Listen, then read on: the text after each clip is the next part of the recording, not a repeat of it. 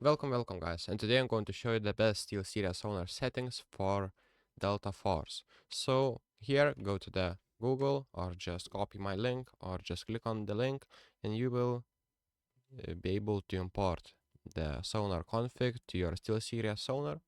As you can see, this is FPS footstep by Meticulous Plans. As you can see, just save it. And this is the points I will go through. You can pause the video if you want and see the points, every point and setting. Bass at 1.1 decibels, treble at -1.7 decibels. Spatial audio is turned off, but sometimes I like to turn it on, so try it out. It is the preference thing, and volume boost at 0 and smart volume at 0 too. So that's pretty much it. That's the settings for Delta Force. So thank you guys and see you in the next one. Peace.